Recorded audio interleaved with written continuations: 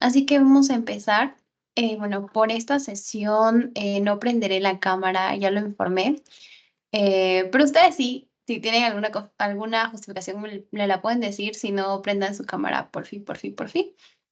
Bueno, como les dije, por el tema del pretest, ya en la noche les estaré pasando y ahí sí por fin lo llenan, porque no sé qué he hecho mal, ¿ok? Ya, entonces vamos a empezar con la parte de farmacología antibiótica. Es la semana 13 según su syllabus y acá vamos a ver como que lo han dividido en dos.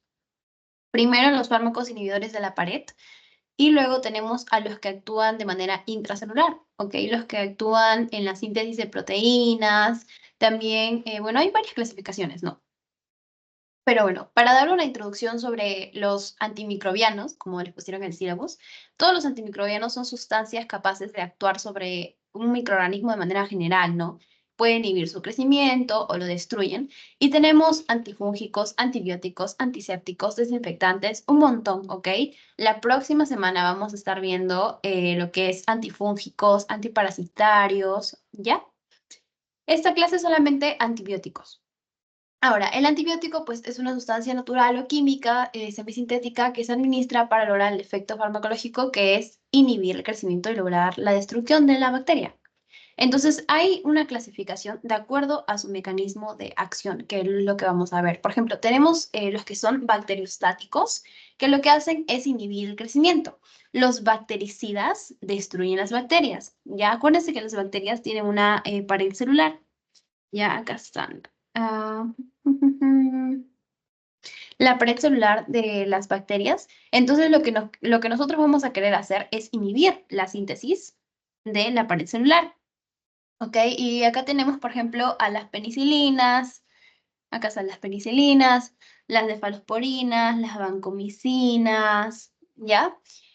Todos esos que los vamos a ver. También tenemos lo que es el ácido fólico, el metabolismo del ácido fólico. ¿Ok? Está acá. Y bueno, este ácido fólico sirve para sintetizar ADN. Entonces las bacterias tienen una vida del metabolismo del ácido fólico. Y acá pues vamos a verlo al final de la clase, ¿no? ¿Qué es lo que vamos a hacer? Ahora, no es lo único, pues, o sea, tenemos varios grupos. Por ejemplo, dentro de los que inhiben la formación de la pared celular, tenemos a los betalactámicos, ¿ya? Las penicilinas, las cefalosporinas, los carbapenems. Luego tenemos a los glucopéptidos como la vancomicina, sí, la vancomicina. Luego tenemos por otro lado, como les dije, los que actúan a nivel intracelular, ya que inhiben la síntesis de proteína. Tenemos a los de 50S y a los de 30S, que es lo que tienen que tener en cuenta. Ok, 50S tenemos eritromicina, ya cloranfenicol, 30S las tetraciclinas, ya la gentamicina, tobromicina, todo eso tiene que tener en cuenta. Y al final, la inhibición de la síntesis de los ácidos nucleicos, las sulfonamidas, que son los análogos del PABA, ¿no? El ácido paraaminobenzoico. También el timetropim, las quinolonas, que inhiben las topoisomerasos 2 y 4 y el metronidazol. Ahora, de manera general, pues estos antibióticos lo que hacen es funcionar, o sea, tienen una interacción que ya sea por sinergismo o antagonismo, son dependientes de concentración y de tiempo, y hay algunos que hay que tener en cuenta que no podemos dar en embarazadas, ¿ok? Cuando hablamos de sinergismo, hablamos que la unión de dos fármacos hace una mayor acción. Por ejemplo, si damos penicilina con gentamicina, ¿no? Para tratar el Streptococcus viridans, ¿ya? Ahora, también podemos hacer lo contrario, antagonismo, o sea, fármacos que no se pueden usar juntos, ¿ok? Si los juntamos, pues nos da un efecto negativo, por ejemplo, la penicilina y tetraciclina con el cloranfenicol, no los podemos usar juntos. Ahora, estos efectos también son dependientes de la concentración y dependientes del tiempo. Cuando hablamos de la dependencia de la concentración, necesitan un pico. Ya, por ejemplo, los aminoglucósidos, las quinolonas, y dependiente del tiempo, necesitan una permanencia en el tiempo. Los betalactámicos, glucopéptidos, los macrólidos, las tetraciclinas. Ahora, también indicaciones especiales es que en embarazadas pues no podemos usar quinolonas, tetraciclinas, eritromicina y metronidazol. Ahora, ¿quiénes sí podemos usar embarazadas y hay que tener en cuenta? Los inhibidores de la pared celular, ya, como la penicilina, sí se pueden dar en embarazadas, ¿ok? Es importante. Ya. Entonces vamos a pasar. Cuando hablamos de los betalactámicos, lo que pasa es que nosotros vamos a tener una estructura común, que es el anillo betalactámico, ¿ok? Es de acá, el anillo betalactámico. No es el único, ¿ok? Y bueno, también tiene otras partes. El grupo N-acilo, el anillo tiazolid, tiazolidina. Tiazolidina está acá. Ay, se ve muy bien, pero acá, este. Y bueno, acá dentro de los betalactámicos tienen que acordarse de 3 subgrupos. Las penicilinas, las cefalosporinas y los carbapenems, ¿ok? Ahora, ¿cómo actúan estos de manera general? Pues inhiben la síntesis del péptido glucano en la pared celular bacteriana, activan las autolisinas, perdón, y este le da un efecto bactericida, ¿ok? Los betalactámicos son bactericidas. Y bueno, tienen que recordar un poquito de la estructura de la pared bacteriana, ¿ya? Y lo que pasa es que nosotros tenemos bacterias que son gram negativos y gram positivos. Cuando hablamos, en este caso, de los beta-lactámicos, se unen a la proteína de unión de penicilinas, así se llama. Y lo que hacen es inhibir la síntesis de peptidoglucanos, entonces les hace la pared celular. Ahora, acuérdense que los gram positivos, ya, gram positivos, estos no tienen membrana externa, ya por lo que tienen una tinción de cadena de peptidoglucanos. En cambio, los gram negativos, estos sí tienen membrana externa.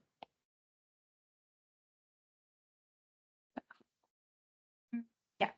Gram negativos tienen membrana externa, ¿ok? Por lo que no tienen la tinción gram. En cambio, gram positivos no tienen membrana externa, pero sí tienen la tinción. ¿Ok? La tinción de la cadena, de la cadena de los peptidoglucanos. Ahora, ya. Más o menos acá vemos esta PBP, ¿ya? La PBP es la proteína de unión de penicilinas, ¿ok? Acuérdense. Proteína de unión de penicilinas, que es fea mi letra, pero ustedes lo entienden. ¿Ok? Ya, no es lo único que hay que tener en cuenta. También hay que tener en cuenta esto de acá, las transpeptidasas, ¿ok? Las transpeptidasas están unidas a la proteína de unión de las penicilinas. Y esto hace que se unan un polímero de un glucopéptido con un polímero de otro glucopéptido, ¿ok? Básicamente tiene que ver con la estructura de la bacteria. Ya, entonces pasamos. Como les dije, hay que recordar esta estructura de la bacteria. Yo sé que se ve muy, muy chiquitito, pero bueno, es lo que les venía diciendo hasta ahorita. Cuando hablamos de los antimicrobianos, hablamos de fármacos que actúan a diferentes niveles. Primero vamos a ver los de la pared celular, que inhiben la síntesis de la pared celular. Luego tenemos los que actúan a nivel del ácido fólico, ya del ácido nucleico y de la síntesis de proteínas que les mencioné, que puede ser síntesis de proteínas 30S o 50S. Eso sí tienen que tenerlo en cuenta.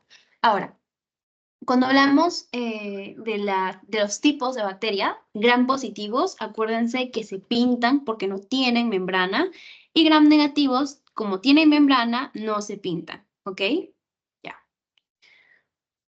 Vamos a pasar por acá.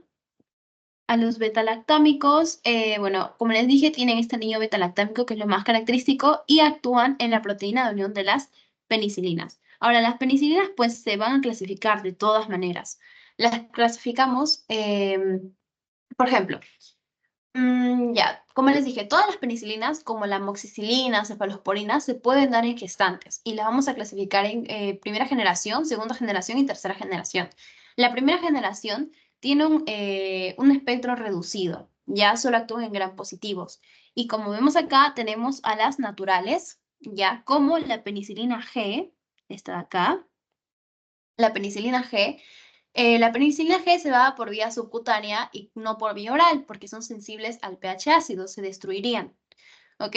Ya. Luego tenemos en la primera generación de espectro reducido, porque solo actúa en gram positivos, acuérdense, a la isosazoil penicilina. ¿Ok? Qué nombre tan complicado, pero sí. Isosazoil penicilina. Tenemos a las meticilinas, ¿ya? A la dicloxacilina, oxacilina, cloxacilina. Ahora, eso de primera generación. De segunda generación ya tienen de amplio espectro. Estas de acá, penicilinas de amplio espectro. Las penicilinas de amplio espectro tenemos a la aminopenicilina, por ejemplo. La aminopenicilina, como la ampicilina y amoxicilina, ¿ok? Seguro que han escuchado hablar de la amoxicilina, muy, muy famosa. Las aminopenicilinas. Ahora, tercera generación son las de antiseudomonas, ¿ya? Ya, bueno. Las antiseudomonas. Terminamos a la carboxipenicilina, ¿no? Como, estas, bueno, ya no se usan las carboxipenicilinas, como la carbenicilina y ticarcilina, ¿ok? Y luego las ureidopenicilinas, como la piperacilina. La piperacilina es sensible a las beta-lactamasas, ¿ok? Por lo que necesitan otro ayudante para para las bacterias que tienen estas beta-lactamasas. Lo que nosotros usamos, sí, es este pipetazo. Yo sé que su doctor les va a decir que no se dice así, que está mal y todo, pero es una mnemotecnia muy útil. Al menos a mí me resultó muy útil. Eh, ya, veo una pregunta en el chat, perdón, no la había visto. Nos mencionan cuál es la función de estas proteínas y no a las penicilinas. Bueno, de manera general, estas proteínas y no a las penicilinas en las bacterias van a ayudarlas para formar una especie de resistencia. Entonces, lo que nosotros queremos hacer con estos beta-lactámicos en esta pared que tienen estas proteínas y no a las penicilinas es justamente, ¿no? Unirse para inhibir la síntesis de peptidoglucanos, ¿ok? Esto permite deshacer la pared celular. Entonces, esta proteína es muy, muy importante porque permite, como dice el nombre, que se unan ahí las penicilinas ya para que se destruya la pared. ¿Ok? Ahora sí, un poquito más claro. Astrid, ¿me confirmas por fin?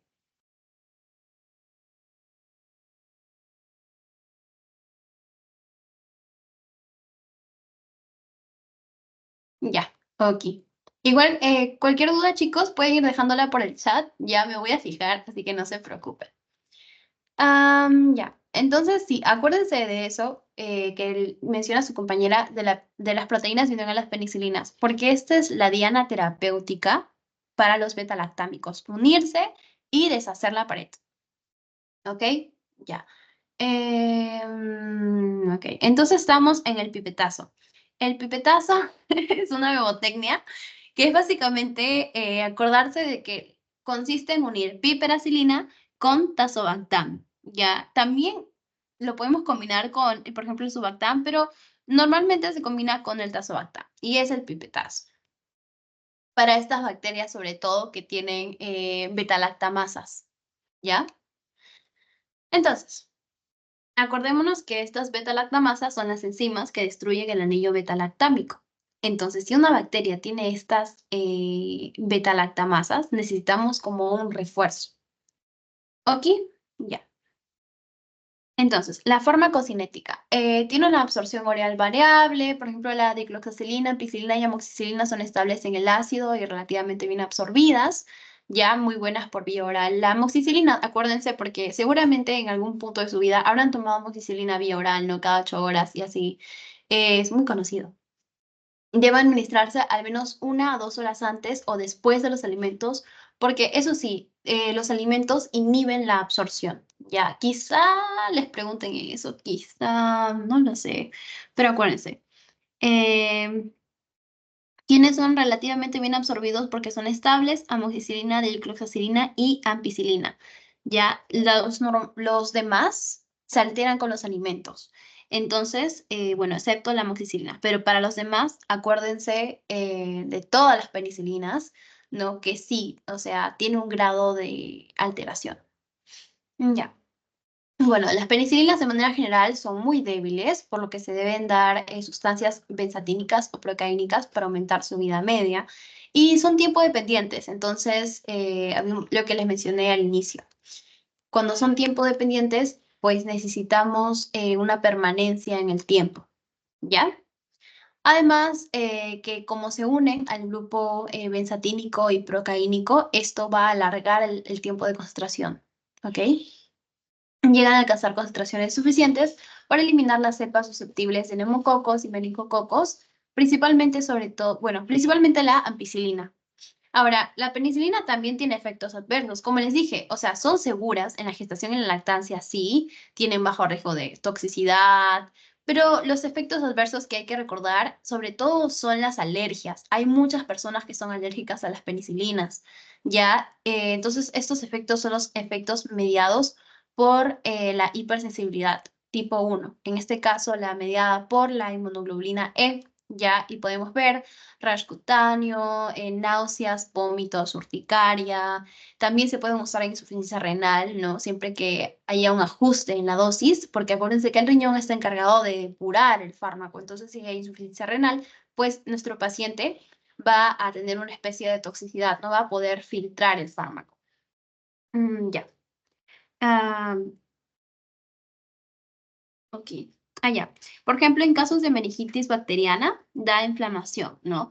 Lo que convierte a la barrera hematoencefálica más permeable y esto deja pasar a las penicilinas. Por lo que sí, en una meningitis bacteriana, tú podrías dar penicilinas. De manera normal, estas penicilinas no pasan la barrera hematoencefálica. ¿Ok?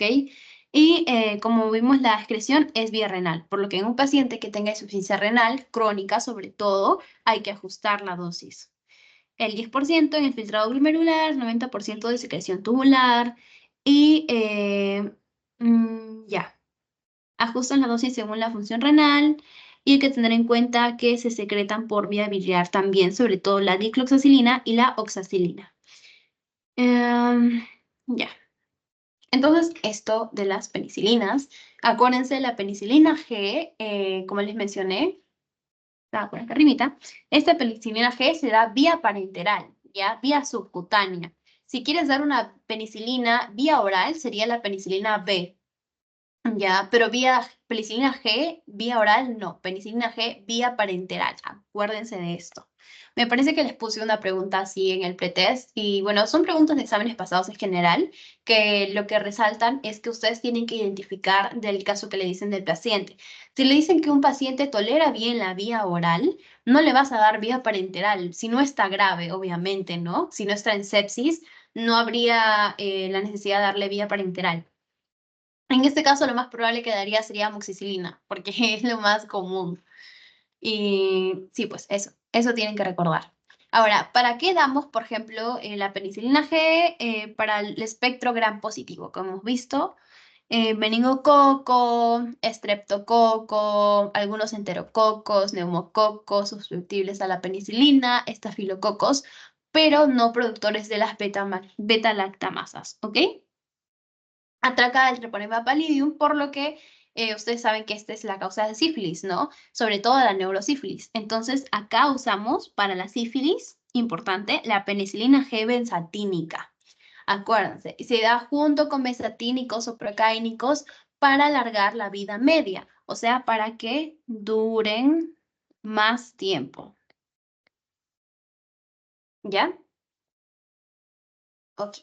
De ahí les mencioné, bueno, la penicilina B, ya les dije, las isoxazocilpenicilinas, la dicloxacilina, oxacilina, meticilina, ¿no? Acuérdense, la oxacilina también se da vía endovenosa y se da en ayunas, dicloxacilina vía oral también en ayunas, y bueno, se dan para el tratamiento de estafilococos productores de beta-lactamasas o estafilococos resistentes a beta-lactamasas, ¿ya? También son útiles para los estreptococos y neumococos sensibles a las penicilinas, ¿no? Son resistentes la listeria, los enterococos y los estafilococos meticilino resistentes, ¿ok? Ya, sí, yo sé que esta parte de microbiología es un poco tediosa, un poco bastante tediosa, pero acuérdense lo que más preguntan, de ahí pueden ir profundizando. Este es un consejo que me dieron a mí una vez. Si quieren estudiar, estudien de lo que más preguntan y memorícense eso, y luego van profundizando para que aseguren preguntas en su examen, ¿ok? Ya. Y bueno, vimos también las aminopenicilinas, estas de acá. Las aminopenicilinas de segunda generación son de amplio espectro, son sensibles a las beta-lactamasas, ¿no? y damos, por ejemplo, el ácido clavulánico. No sé, seguramente han escuchado, ¿no? Amoxicilina más ácido clavulánico. Ahora, acuérdense de las aminopenicilinas. La ampicilina, por ejemplo, se da vía parenteral cada 6 horas, efectiva para la shigellosis. ¿Ok? Bueno, se da vía parenteral de preferencia. También se puede dar vía oral, pero su absorción requiere un medio ácido. ¿Ok? Antes de comidas, acuérdense. Antes de comer. Ya. La amoxicilina, pues, es vía oral, buena biodisponibilidad cada 8 horas. Más o menos la biodisponibilidad es de un 75 a un 90%. No altera su absorción las comidas. Esta es resistente, ¿ya? Resistente a los ácidos. Cada 8 horas tiene una buena actividad para neumonía por neumococo. Como les mencioné, pues generalmente se puede dar porque la ampicilina y amoxicilina son sensibles a las beta-lactamasas. Lo que normalmente se hace es combinar amoxicilina y ácido clavulánico. También podrías mezclar, pues, en el caso de la ampicilina, pero la ampicilina, como se da vía parenteral, pues, como que no tanto, pero la amoxicilina sí se mezcla bastante con el ácido clavulánico. Y esto es porque el ácido clavulánico tiene una estructura similar al anillo beta-lactámico, ¿ok? A este de acá. Acá. Entonces, sirve para impedir la destrucción de los antibióticos. Acuérdense, también creo que les mencioné sobre los inhibidores de las beta-lactamasas. Estos tienen una estructura similar al anillo beta-lactámico, ¿ya? Por ejemplo, les dije acá el famoso pipetazo, ¿ya? Ahí, acá. El tazobactam, ¿ya? Sí, el tazobactam, por ejemplo, o el subactam también justamente ayudan para que haya un mayor efecto, ¿ok? Por ejemplo, ¿saben cuándo los usamos? Y es bastante preguntado esto, la piperacilina y el tazobactam lo usamos cuando hay una infección por pseudomonas. Las pseudomonas son muy, muy fastidiosas al momento de tratarlas, ¿ok? No les puedes dar no se puede dar, por ejemplo, amoxicilina porque como que no tendría un buen efecto o un efecto deseado, porque si el paciente está mal, tú quieres algo que lo cure rápido, ¿no? Entonces, eso chicos, acuérdense, pipetazo, piperacilina y tazobactam. ¿Por qué tazobactam? Bueno, tazobactam y sulbactam son inhibidores de las beta-lactamasas. Como tienen una estructura similar al anillo beta-lactámico, ya impiden la destrucción de los antibióticos. ¿Ok? Ya. Entonces, regresamos aquí. Hablamos de la amoxicilina y bueno, pasamos a las carboxipenicilinas que bueno, ya no se usan, pero en este caso, algo que sí hay que mencionar son las ureidopenicilinas, ¿ya? Las ureidopenicilinas tenemos a la piperacilina, que la piperacilina cubre Klebsiella, ¿ok? Importante, cubre Klebsiella. Ahora, estas Klebsiella pues son gram negativas, ¿ok? Anaerobias facultativas y tienen una cápsula, una prominente cápsula de polisacáridos. Se usan en terapia, como les dije, para pseudomonas junto con el tazobactam, ¿ok? El famoso pipetazo y son muy, muy efectivas. Tienen esta actividad anti-pseudomona. Ya. Entonces, hasta acá ya hemos visto toda esta parte de penicilinas. Como les dije, acuérdense, lo más preguntado es sobre el pipetazo, también sobre la biodisponibilidad. La penicilina G es vía parenteral, no la puedes dar vía oral. ¿Ok? Ya. Entonces pasamos a la segunda parte, que son las cefalosporinas. Las cefalosporinas generalmente en primera línea para la infección urinaria, respiratoria y bueno, en piel también se podría usar, sobre todo para E. coli, Klebsiella, por ejemplo, la cefazolina se da vía endovenosa en una profilaxis prequirúrgica, que esta debe estar por acá, cefazolina, vía endovenosa para la profilaxis prequirúrgica. No penetran estas cefalosporinas al sistema nervioso central. ¿Qué más? Ah, algo que han preguntado, la cefalexina. Creo que también lo puse en su pretest. La cefalexina es, bueno, vía oral y seguro de utilizar como antibiótico en gestante. De manera general, chicos, acuérdense que, por ejemplo, las penicilinas son seguras, ¿ok? Para el embarazo y para la lactancia, como les dije. Si les dan ahí una opción de penicilinas o, bueno, cefalosporinas, podrían usarlos. De hecho, creo que son la categoría que vimos la semana pasada, categoría B. ¿Ok? Ya. Entonces, vamos a comenzar. De primera generación, como les dije, cefazolina, que es vía endovenosa, cefadroxilo, vía oral, el resto son vía oral, cefaloxino, cefalexina, cefadrina, ¿ya? Y estos tienen un espectro contra gram positivos, ¿ya? Neumococcus, streptococcus, estafilococos y algunos gram negativos. Ahora, eso de las de primera. Acuérdense, como les dije, la cefalexina y la cefazolina, que es la profilaxis prequirúrgica. ¿Ok? Ya. Pasamos a los de segunda generación. Los de segunda generación se usan la cefuroxima y el cefaclor para neumonía, para la apendicitis, la cefoxidina y también para profilaxis. ¿Ok? Entonces, la cefuroxima se da vía oral, ¿no? La cefocitina también el cefaclor, ay Dios mío, qué nombres tan complicados. El cefaclor es vía oral y es más susceptible a las beta-lactamasas, ¿ok? Luego tenemos, bueno, se da intramuscular, ¿no? Y tiene un espectro contra gram negativos, anaerobios, menor contra gram positivos. Ninguno es activo contra enterococos o pseudomonas. Esto sí. Normalmente, como les dije, usamos los de la segunda generación para neumonía. Acá usamos la cefuroxima, la cefuroxima y el cefaclor, este de acá. Para la apendicitis usamos la cefoxitina, cefoxitina.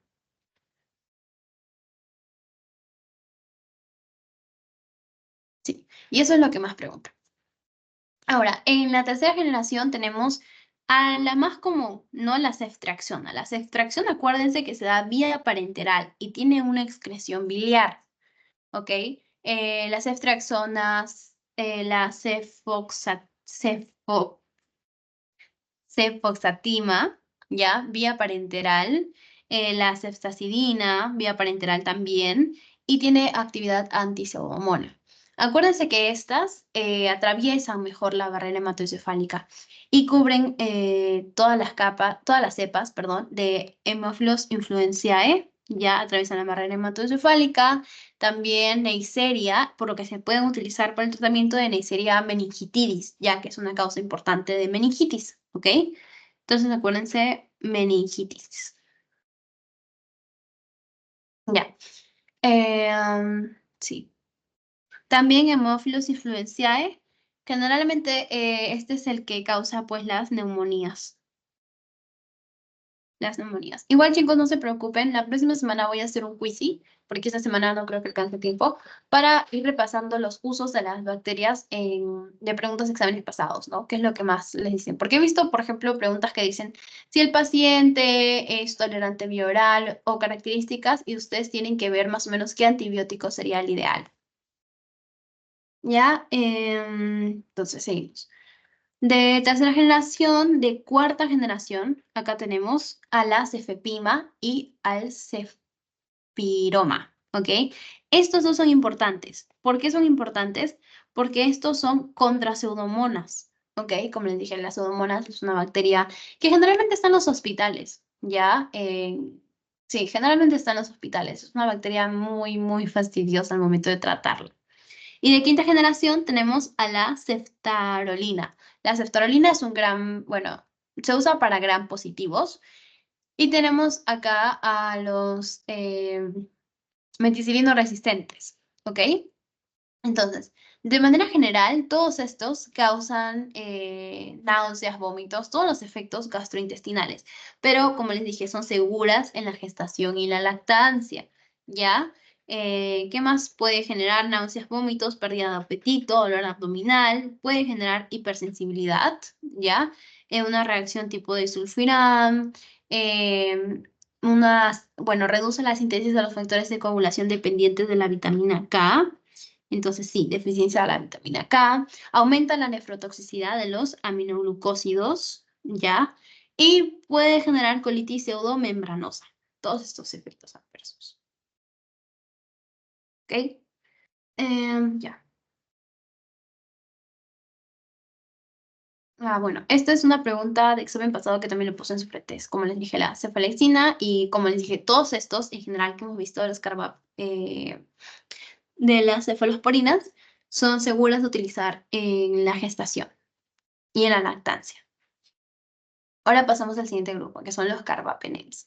Los carbapenems son beta-lactámicos de amplio espectro resistentes a las beta-lactamasas clásicas, ¿ok? Tienen actividad anti-pseudomonas, excepto el ertapenem, y obviamente, ¿no? Si, como les dije, las pseudomonas es muy frecuente en los hospitales, entonces son de amplio espectro para infecciones intrahospitalarias, se da por vía endovenosa, en caso de que los primeros antibióticos, por ejemplo las penicilinas, no hayan resultado.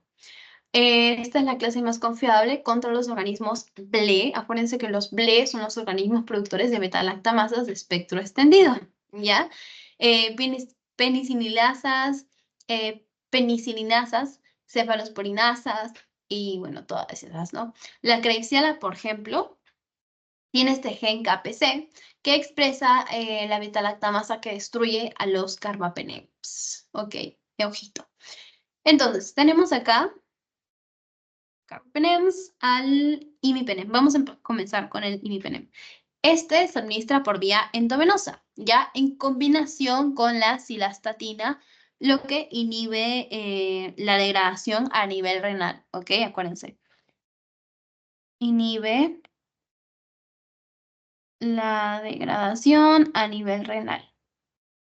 ¿Y qué cubre? Cubre Staphylococcus, ya Streptococcus. Estos Staphylococcus ya no son meticilino resistentes, ¿ok? No meticilino resistentes, MRSA. Enterococcus, también enterobacterias, excepto las productoras de este gen KPC, porque este gen destruye a los carbapenems. También incluye a los anaerobios, por ejemplo, al fragilis, a la nocardia también, y algunas micobacterias, ¿ok? Algunas micobacterias. Ahora, ¿cuáles son los efectos adversos? Náuseas, vómitos, más frecuente, hipersensibilidad, convulsiones, ¿ok? Acuérdense que este MRSA, como les dije, mejor lo escribo por aquí, son los meticilino resistentes, ¿ok? Ya. Entonces pasamos al siguiente, al meropenem. El meropenem es más activo contra gram negativo que contra gram positivo, ¿ok? Más activos con gram negativos que el imipenem. Es un medicamento de elección para la meningitis bacteriana. ¿Por qué? Porque este no causa convulsiones. No convulsiones. Ya. Ahora, en el doripenem, el doripenem se da por vía endovenosa, tiene una actividad similar al meropenem, pero tiene mayor actividad contra cepas resistentes anti-pseudomonas. ¿Ok? Ahora, el ertapenem, este se da vía endovenosa, igual, lo bueno es que tiene una acción más prolongada, ya tiene el tiempo de vida media más prolongado de todos, tiene por actividad contra los enterococos, Pseudomonas, Acinetobacter, ¿no? Pero es útil contra enterobacterias y anaerobios. Ahora, pasamos a otro grupo. Son un montón, chicos. Los glucopéptidos. Los glucopéptidos son, lo que hacen es inhibir la síntesis de la pared celular al unirse con afinidad al extremo terminal, no de la de alanina, de las unidades precursoras de la pared celular, por lo que, mejor acá, ya, por lo que bloquean la transglicosilasa y la actividad, en este caso, de esta proteína de unión a las penicilinas. Entonces, acá tenemos a la vancomicina, que es la más preguntada, La vancomicina, entonces, ¿cuál es su mecanismo de acción? Inhibe la síntesis de la pared bacteriana, ¿ok? De manera general, estos glucopéptidos, pues sí son altamente utilizados, ¿ya? Y tenemos a los más famosos, a la vancomicina. Bueno, no son tan frecuentes en utilización, pero sí se utilizan. Vancomicina y telavancina. Al que más preguntan siempre es la vancomicina, ¿ok? Estos glucopéptidos son efectivos para las bacterias gram positivas, sobre todo, ¿ya? Y tienen una estructura molecular muy grande, por lo que no atraviesan las porinas. Tienen un espectro ligeramente reducido. La vancomicina, lo que tienen que acordarse es que es un medicamento de elección, en este caso, como habíamos dicho, para los meticilino resistentes, ¿ok? En este caso, para la profilaxis quirúrgica también. Entonces, acuérdense, inhibe la síntesis de peptidoglucanos por unidades de unión de peptidoglucanos, bloqueo de la transglicosilasa y actividad a la proteína de unión a las penicilinas. Inhibe la modulación del peptidoglucano y reduce la fuerza mecánica de la célula. Básicamente, en pocas palabras, inhiben la síntesis de la pared bacteriana, ¿ok? Afectan a la bacteria, ¿ok? En este caso, bueno, solo es efectivo contra bacterias gram positivas por su permeabilidad. Y la telamancina que se usa cuando hubo resistencia con vancomicina. Y es la segunda opción. Efectos adversos que produce, bueno, la telavancina no es segura en la gestación, ¿ya? Bueno, ninguno de los dos no son seguras en la gestación, pero sobre todo la telavancina es más peligrosa. ¿Qué causan nefrotoxicidad? Es el efecto más frecuente. También pueden causar prolongación del intervalo QT, altas dosis o toxicidad, ¿no? Y ya, ok. Esto por la primera parte. Chicos, ¿todo claro o quieren que repita alguna partecita? Si todo está bien, me ponen un corazoncito, porfi. Si quieren que repita algo, pueden escribirlo por el chat. Porfi.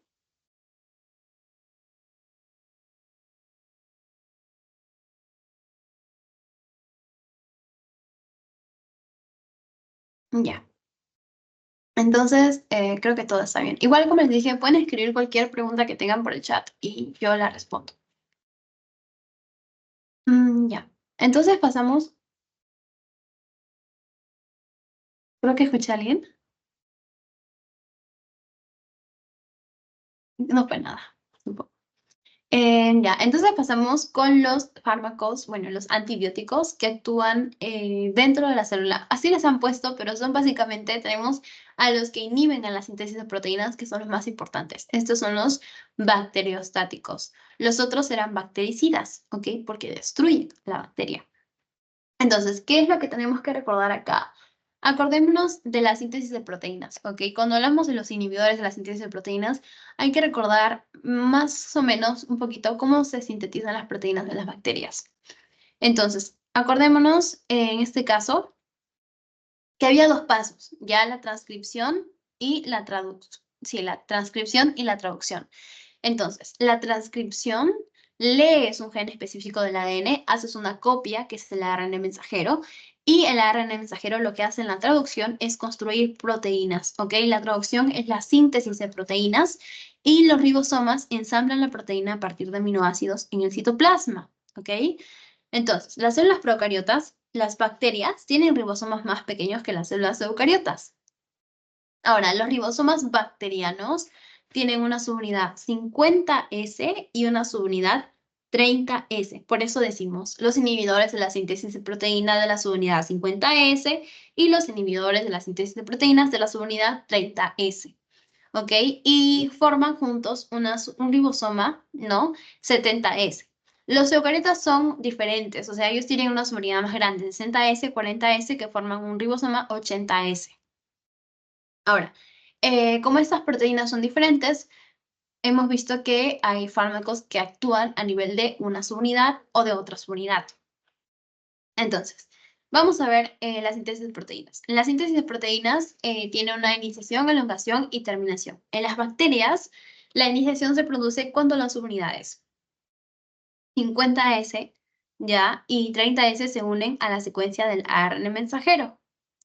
para formar un complejo que va a ser el complejo ribosoma y el complejo ARN mensajero o el complejo de iniciación.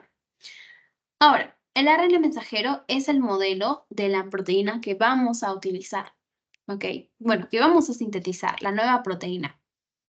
Y tiene 3 secuencias largas de nucleótidos o codones, ¿ok? Entonces, en este caso, lo que va a hacer nuestro ARN transportador, ya RNT, este va a traer los aminoácidos y se une con el anticodón. Entonces, el ribosoma tiene 3 sitios donde la RNA transferencia puede entrar y unirse. Tenemos el sitio de inicio, ¿ya? El sitio aminoacil, el sitio peptídico y el sitio de salida, ¿no? La E. Entonces, la elongación comienza cuando el primer ARN transferencia, que tiene un aminoácido, que es el aminoácido de inicio, la metformina, ¿qué hablo? Metionina, entra en el sitio P y se une al codón de inicio. Entonces, esto genera que el sitio A, como que hay un cambio ya de la estructura y venga el siguiente ARN de transferencia al sitio A. Este sitio de acá. Entonces, el siguiente ARN de transferencia se une al sitio A y el aminoácido se desprende acá hasta la cadena polipeptídica en crecimiento, sale del sitio P y la peptidiltransferasa es la que forma el enlace peptídico, ¿ok? Entonces, el sitio A, ¿ya? Sí, el sitio A es el que tiene la cadena polipeptídica formada y el sitio P tiene un ARN de transferencia, pues que va a estar al final vacío. Entonces, lo que vamos a ver es que va a salir toda la cadena por el sitio E. Entonces, va yendo más o menos así, ¿ok? Y al final, el ribosoma va a cambiar, se va a deslizar para que el sitio A esté libre y venga el siguiente codón de la red mensajero y esta es la translocación. Entonces, básicamente, acuérdense de los sitios, ¿no? ¿En qué vamos a ver acá? Los que actúan a nivel primero de 30S, que son los aminoglucósidos y las tetraciclinas, y los que actúan a nivel de 50S, ¿ok? El clorafenicol, los macrólidos y las lincosamidas. Bueno, una mnemotecnia que sí es útil para recordar los del 50S, que son los más grandes. Clima. Clima, estamos en invierno, entonces clima frío, te amo. Clima, clorafenicol, lincosamidas y macrólidos, te amo. Tetraciclinas y aminoglucósidos. Entonces vamos a empezar con los de la subunidad 30S, que son las tetraciclinas. Las tetraciclinas, en este caso, tenemos más importantes la doxiciclina y la tetraciclina. Entonces, ya, acá, las tetraciclinas. Ay, ya, ahora sí. Como les dije, tenemos a la doxicilina y a la tetraciclina, ¿no? Lo que hacen, pues, es bloquear la inserción del aminoácido que hemos hablado, del complejo aminoácido ARN transferencia. En este caso, o sea, que el ARN transferencia se una al sitio aminosil del ribosoma, que es el sitio A que vimos, ¿ya? Y la unión es transitoria, es un efecto reversible. Entonces, como les dije, son bacteriostáticos, ya no degradan a la bacteria, ¿ok? Y bueno, tienen una actividad, cubren gérmenes como los Bacillus anthracis, la Listeria monocitogenes, que también causa meningitis, ¿ya? Y causa, también puede ayudar para el tratamiento de neumonías atípicas, para brucelosis, infecciones por los Staphylococcus aureus. De manera general, estas tetraciclinas, pues, tienen un efecto mayor contra gram positivos que gram negativos, ¿ya? Son de amplio espectro porque, como les dije, cubren gram positivos y gram negativos. Los efectos, lo más importante es que son reversibles. Ya son bacteriostáticos, pero son teratogénicos, ¿ok? Bueno, acá no lo puse, pero sí acuérdense que son teratogénicos, no se pueden dar en el embarazo. Ahora, por ejemplo, bueno, tiene una actividad contra el Streptococcus pyogenes y el Streptococcus pneumoniae sensible a penicilinas, como les dije. ¿Qué más, qué más, qué más? Tiene una mayor acción gram positiva, la farmacocinética. Eso sí, la farmacocinética pues es mayormente de absorción oral, ¿ya? Tiene una vida media de 16 a 18 horas, atraviesa la barrera placentaria y se detecta en la leche materna, por lo que no se debe dar en el embarazo ni en la lactancia. Tiene un metabolismo hepático, excreción biliar, recirculación enterohepática y, bueno, excreción urinaria. Tiene bastantes efectos adversos, ¿ok? La hepatotoxicidad, el ardor abdominal, ¿no? El dolor epigástrico, la pirosis, náuseas y vómitos, nefrotoxicidad y se almacena como cristales en los huesos, lo que impide el crecimiento, ¿ok? Esto es lo que tienen que tener en cuenta. Quizá les pregunte, no sé. Entonces, otra cosa de las tetraciclinas es que las tetraciclinas, pues, si lo usas mucho, puede generar resistencia, ¿ok? Entonces, por ejemplo, vemos que puede haber, por ejemplo, el microorganismo tiene como que le da al microorganismo incapacidad para que acumule el fármaco. Entonces, el flujo activo de salida dependiente del magnesio va a variar. Ya hay una inactivación enzimática del fármaco. Las proteínas bacterianas impiden la unión al ribosoma. Entonces también sí está relacionado un poquito con la resistencia. Ahora, las cepas que no son resistentes concentran las tetraciclinas en el interior de la célula y, como les mencioné, el fármaco lo que va a hacer es unirse reversiblemente a esta subunidad 30S, ya 30S del ribosoma bacteriano y bloquea el acceso del grupo aminosil al grupo A, bueno, del ARN de transferencia que se una al sitio A del ribosoma, ¿no? Ya. Y bueno, los aminoglucósidos. Los aminoglucósidos también son de la subunidad 30S, ya acá. También son de la subunidad 30S. Es otro grupo, pero que también inhibe la subunidad 30S. Estos, bueno, tenemos en este caso, había una mnemotecnia que se las puse aquí, acá. La gentamicina, ¿ok? G de gentamicina, E de streptomicina, N de neomicina, T de tobramicina y A de amicacina. Tenemos que recordar, porque esto sí, pueden preguntarle, como les han puesto un tema más de tuberculosis. Por ejemplo, la streptomicina es muy usada en tuberculosis. Bueno, se podría usar en tuberculosis. Ahora, ¿qué es lo más importante que tienen que saber? Que estos tienen bastantes efectos adversos, ¿ok? Y que estos sí son bactericidas. Por ejemplo, tenemos acá a la neomicina. La neomicina se puede dar por ungüentos o por vía oral. La neomicina es ototóxico. Ok, eso sí es importante. La streptomicina es un fármaco de segunda línea, pero como les dije, se usa para el tratamiento, la tuberculosis. La canamicina, no dicen nada más de ello. La amicacina.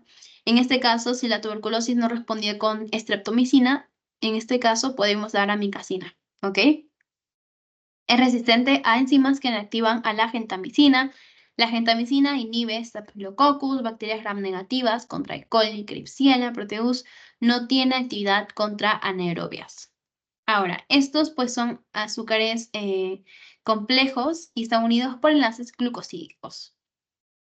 Como les dije, se unen a la subunidad 30S del ribosoma bacteriano y bloquea el inicio de la síntesis de proteínas, lo que genera una lectura errónea. No se va a poder sintetizar, en este caso, la proteína gracias al ARN mensajero.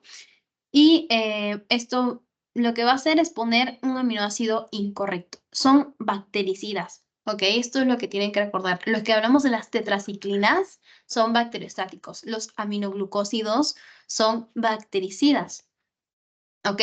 Bloquean la formación del complejo de iniciación por la unión a la proteína S12, ¿ok?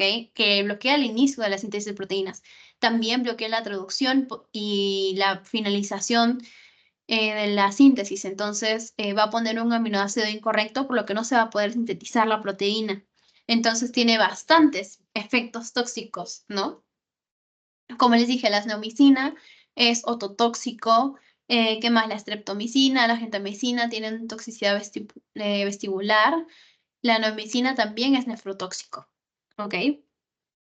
Y bueno, en la farmacocinética, la meningitis pasa en el líquido cefalorraquídeo, se da vía intramuscular, vía endovenosa, se concentra en el tejido renal y la administración en dosis altas se da una vez al día. Tiene un efecto post-antibiótico, causa, como les mencioné, ototoxicidad, nefrotoxicidad, una aniquilación sinérgica con metalactámicos, vancomicina, más ototóxicos, sobre todo la neomicina, kanamicina y amikacina. ¿Ok? La neomicina, acuérdense que no solamente genera ototoxicidad, sino nefrotoxicidad. ¿Ok? Es como que el más peligroso. Toxicidad vestibular, la streptomicina, porque como les dije, se usa para el tratamiento de la tuberculosis. Ya.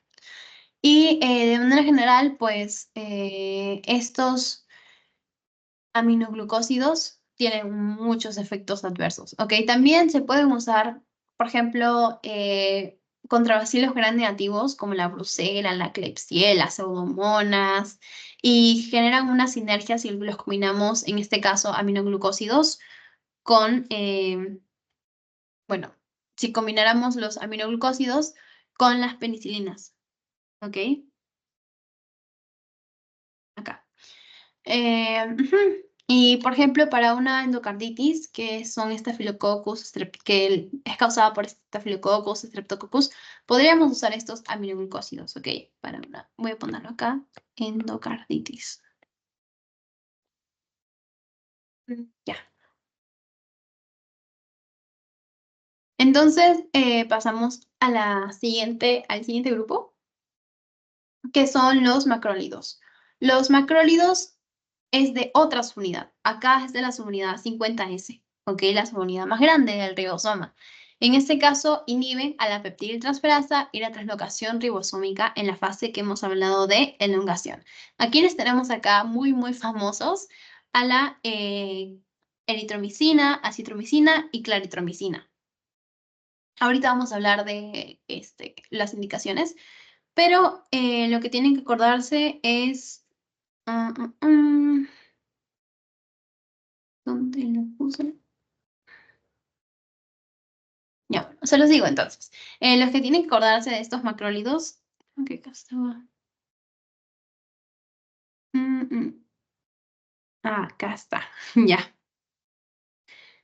Acuérdense que estos inhiben la peptidiltransferasa y la translocación del ribosoma en la fase de elongación. Entonces, estos no van a matar la bacteria, igual que las tetraciclinas son bacteriostáticos. Acá, para rayar con tranquilidad. Bacteriostáticos. Bacteriostáticos, no bactericidas. Bacteriostáticos, gram positivos y gram negativos podrían ser bactericidas si los damos a mayores dosis, ¿ok? Pero a dosis normales son bacteriostáticos. Actúan en la subunidad 50S e inhiben que el aminoácido que está en el sitio A pase al sitio P. Acuérdense que tienen que pasar del sitio A al sitio P y al final sale por el sitio E, ¿ok? El sitio exit. Entonces, estos, pues, por ejemplo, la eritromicina, claritromicina y acitromicina tienen patotoxicidad y tienen efectos bastante tóxicos. Por ejemplo, vamos a ver primero la eritromicina, ¿ok? La eritromicina tiene una absorción, sobre todo en el duodeno y en el yeyuno. Tiene una buena actividad contra el microplasma, Camindia, Legionella, alguna actividad contra Streptococcus pneumoniae y lo que afecta pues es el receptor de motilina, ¿ok? Habíamos hablado de esto un poquito. En este caso se da por vía oral, se distribuye por el jugo gástrico y se administra con cubierta entérica porque como hemos hablado pues tiene bastante acción en el sistema digestivo, que es el punto. Entonces, ¿qué tienen que tener en cuenta? Que no pasa el líquido cefalorraquídeo. Entonces, no podríamos darla para meningitis, ¿ok? La excreción es biliar, en heces, en orina. Causa, obviamente, si tiene bastante acción en el tracto digestivo, causa malestares gastrointestinales, hepatotoxicidad, arritmias, puede generar hepatitis colestática, prolongación del segmento QT, inhibe al CYP, son inhibidores enzimáticos del CYP3 a 4, ¿ya? Y, ¿qué más de la eritromicina? Acá creo que les puse un poquito de la farmacocinética. Acá. La absorción, perdón, es en medio alcalino, mayores concentraciones, como les mencioné, en el hígado, la bilis y el vaso.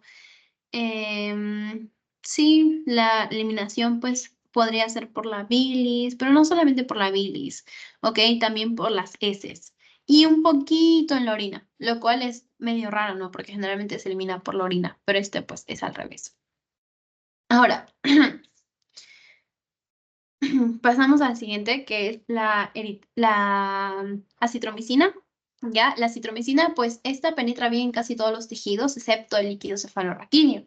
Es el macrólido más activo contra hemófilos influenzae, o sea, se usa para el tratamiento de neumonías, también para infecciones por clamidia y neumonías extrahospitalarias, ¿ok? Se podría usar para las ITS. Se absorbe, buena absorción, tiene vía oral, ¿ya? Y en el yeyuno no inactiva, perdón, al citocromo P450. Se distribuye en este caso, bueno, como les dije, penetra casi todos los tejidos, excepto el líquido cefalorraquídeo. Ninguno de los dos podría ser para meningitis. De primera línea no, ni de segunda línea. Ahora se utiliza para, como les dije, ITS, acuérdense. Acitromicina, ITS, enfermedades de transmisión sexual. También podría ser para las infecciones por clamidia, como les dije, neumonías extrahospitalarias. Ahora, mm, ya. Acá, ya. Tenemos a me faltó la claritromicina, si no me equivoco. Ya. Bueno, la claritromicina es igual que los otros dos. En este caso, la claritromicina, al igual que la eritromicina, inhibe al citocromo P450. Los mismos efectos son gastrointestinales, sobre todo, ya acuérdense de esto, la hepatotoxicidad, por lo que obviamente no les vamos a dar macrólidos a una persona que tenga, por ejemplo, cirrosis, insuficiencia hepática en general. Acuérdense de esto. Si les dice que su paciente tiene cirrosis, pues al toque descartan tanto eritromicina, claritromicina y acitromicina. Ahora, como les dije, prolonga el intervalo QT, por lo que tampoco lo podemos dar en personas que tengan arritmias, ¿ya? O algún tipo de insuficiencia cardíaca. ¿Qué más? Como les dije, para las enfermedades de transmisión sexual se usan sobre todo para la clamidia, para la sífilis. Lo podemos utilizar con amoxicilina, la claritromicina, amoxicilina y omeprazol para el Helicobacter pylori, ¿ok? Que hemos hablado de eso en la parte de digestivo. Cuando hablamos de no le mencioné mucho sobre las úlceras, pero sí hablamos un poquito sobre el Helicobacter pylori, la gastritis por Helicobacter pylori. Y ya. También podríamos utilizar los macrólidos para la neumonía atípica, ¿no? Y la neumonía típica. Sí, creo que ya les mencioné todo sobre los macrólidos. Esto ya les dije. Ya, entonces pasamos al siguiente grupo, que son las fluorquinolonas, ¿ok? O las quinolonas. Ya, las quinolonas, acá. Las quinolonas lo que hacen es, bueno, son bactericidas, ya intervienen en la síntesis del ADN bacteriano, en la ADN girasa. Entonces, producen concretamente ácidos nucleicos que impiden la síntesis del ADN bacteriano, interfieren en el mantenimiento, por lo que hacen, atrapan, mejor dicho, a las topoisomerasas 2 y 4. Entonces, acuérdense de esto, topoisomerasas 2 y 4. Acá. Topoisomerasa 2 en gran negativos, topoisomerasa 4 en gran positivos. Entonces, por ejemplo, acá gran negativo E. coli, ¿ya? Y tenemos generaciones de la fluorquinolonas. Primera generación, el ácido nalidíxico, ¿ya? Que, bueno, no dicen mucho sobre ello. Acuérdense que de manera general todos estos impiden la formación del ADN bacteriano, ¿ok? Son bactericidas. Bactericidas. De segunda generación Seguramente los han escuchado el ciprofloxacino, levofloxacino, lomefloxacino o floxacino. Lo que han preguntado en este caso es sobre el levofloxacino, que tienen que acordarse sí o sí que el levofloxacino tiene una actividad superior contra gram positivos como Streptococcus pneumoniae. ¿Ok? Esto es pregunta de examen fijo porque lo han preguntado antes. Ahora, el ciprofloxacino, pues, tiene una mejor actividad contra gram negativos, en este caso, sobre todo Pseudomonas, ¿no? El ciprofloxacino sufre, en este caso, metabolismo de primera y segunda fase, por lo que son eliminados en la orina, en menor porcentaje en la bilis, se encuentran en las heces, también nos hablamos de bilis, heces, y bueno, de ahí tenemos al ofloxacino y al ofloxacino. El ofloxacino se elimina igual en la orina. Ok, tercera generación, en este caso tenemos al gatifloxacino, gemifloxacino y moxifloxacino. El moxifloxacino tiene una actividad leve contra las bacterias anaerobias, sufre metabolismo de primera y segunda fase, son eliminados en la orina y en la bilis. Cuarta generación, el tobafloxacino, que tampoco es muy preguntado. Sobre todo acuérdense de la segunda generación, ¿ok? Fluoquinolonas a partir de la segunda generación, levofloxacino y ciprofloxacino. Estos bastante preguntados. Ahora, todas son buenas contra agentes causales de neumonías atípicas y también para tuberculosis. La tercera y cuarta, sobre todo, se pueden usar para el tratamiento de tuberculosis y de enfermedades de transmisión sexual. Ahora, ya, la farmacocinética, pues la absorción es buena, tolerancia por vía oral, cinética lineal, tiene el pico de absorción de 1 a las 2 horas, es más lento con las comidas y generalmente podríamos hacer una coadministración de antiácidos, sulfato ferroso y multivitamínicos. Farmacocinética, se distribuyen a todos los tejidos, se unen a neutrófilos, metabolismo de primer paso, si no me equivoco. Y, perdón, metabolismo, sí, primer paso, excreción por el filtrado glomerular. Interfiere en el mantenimiento de la topología cromosomal. Como les dije, atrapan a la topoisomerasa 2 y 4. La 2 es en gram negativos, E. coli, y 4 gram positivos. Contraindicaciones, muy importante, de las fluorquinolonas, que las fluorquinolonas no se pueden dar ni en gestantes ni en niños por malformación e inhibición del crecimiento. Acuérdense de eso. Otro que no se puede dar en la gestación. Generalmente, como les digo, los beta-lactámicos, ya como hemos visto, penicilinas, cefalosporinas, estos se pueden dar en el embarazo. El resto, la mayoría te dice que no, salvo excepciones, ¿no? Ya. Ahora, rifampicina, en este caso, es un antimicobacteriano para la tuberculosis. Acordémonos que ustedes han tenido su clase de esto ayer, así que deben ser unos capos en tuberculosis. Utilizamos isoniazida, rifampicina, piracinamida, etambutol y streptomicina. Generalmente nosotros tenemos, cuando damos tuberculosis, de primer y de segundo esquema, ¿ok? Y vamos viendo cómo evolucionan los pacientes. La rifampicina, en este caso, inhiben la enzima bacteriana, ¿no? La ARN polimerasa dependiente de ADN, ¿ok? Es un antibiótico de uso limitado porque tiene bastantes mutantes resistentes. Pero, como les dije, se une a la ARN polimerasa que bloquea la síntesis del ARN mensajero, ¿ya? La ARN polimerasa dependiente de ADN para tuberculosis, para lepra, ¿ya? Y rifampicina se utiliza con isoniazida y etambutol. También se podría usar la streptomicina, ¿ok? La streptomicina, la piracinamida. Ya. ¿Qué más de esto? Pues que la rifampicina puede penetrar a las células, ¿ya? Y generalmente pues se combina ya con la isoniazida porque inhibe la síntesis de lípidos del Mycobacterium tuberculosis. La isoniazida está acá, inhibe la síntesis de lípidos de Mycobacterium tuberculosis, ¿ya? También se utiliza, como les dije, para la lepra. Dato curioso. Y bueno, pasamos a las sulfonamidas. Ya, el PABA es el ácido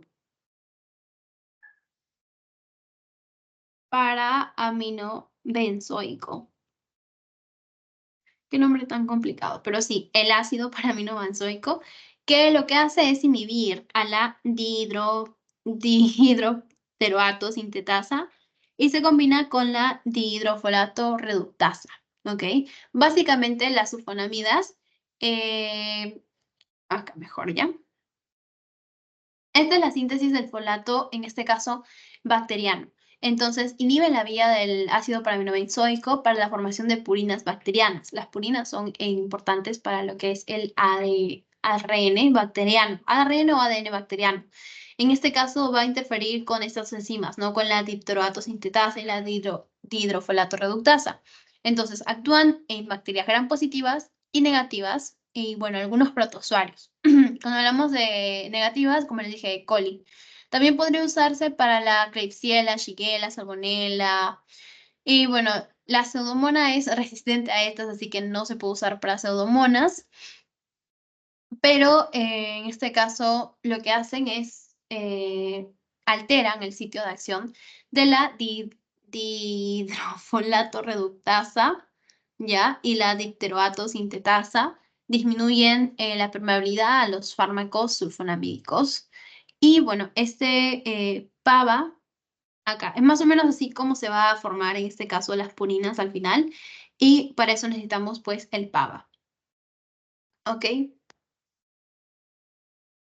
Ya. Entonces, acuérdense que de estos tenemos al sulfatoxol y a las sulfacidinas, que las sulfacidinas se usan en quemaduras, ¿ya? Y bueno, la excreción es glomerular, la filtración va a ser glomerular, excreción renal, la pseudomonas es resistente a estos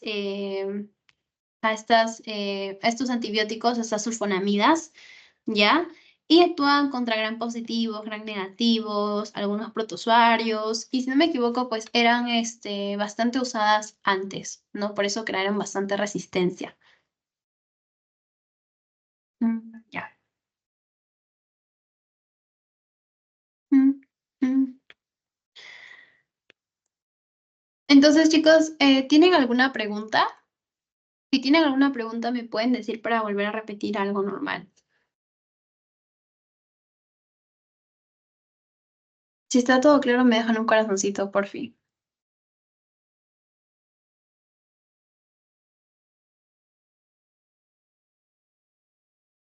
Sí, Britney, dime. Sí, la Cindy. Una pregunta. Los que inhiben síntesis proteica son los 30S, 50S, ¿verdad? Sí.